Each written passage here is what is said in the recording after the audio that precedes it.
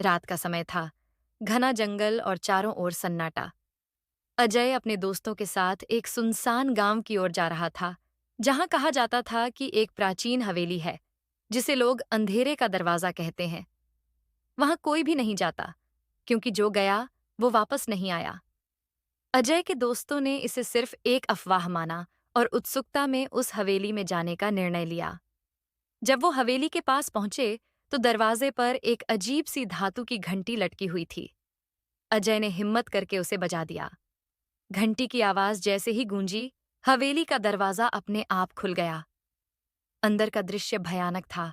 दीवारों पर पुरानी पेंटिंग्स थीं, जिनमें आंखें अजीब तरीके से चमक रही थीं। अंदर कदम रखते ही एक ठंडी हवा का झोंका आया और दरवाजा खुद ब खुद बंद हो गया। दोस्तों के चेहरे पर डर साफ झलकने लगा। अचानक हवेली की दीवारों से आवाजें आने लगीं, मानो कोई रो रहा हो। अजय ने इधर-उधर देखा, लेकिन वहां कोई नहीं था। तभी उसके दोस्त एक-एक करके गायब होने लगे।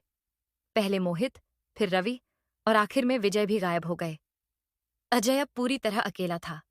तभी उसकी नजर हवेली के उस अंधेरे कोने पर पड़ी, जहां से हल्की-हल्की आवाज आ रही थी। डरते-डरते वह उस कोने की ओर बढ़ा। वहां पहुंचते ही अचानक उसकी पीठ पर किसी ने हाथ रखा। वह तेजी से पलटा, लेकिन पीछे कोई नहीं था। उसकी सांसें तेज हो गईं। तभी हवेली का दरवाजा फिर से खुला और बाहर से एक गहरी आवाज आई, तुम्हारा समय अब खत्म हो चुका है। अजय चीखने लगा, लेकिन उसकी आवाज गूंज में खो गई। हवेली के अंधेरे में समाते हुए अजय भी गायब हो गया।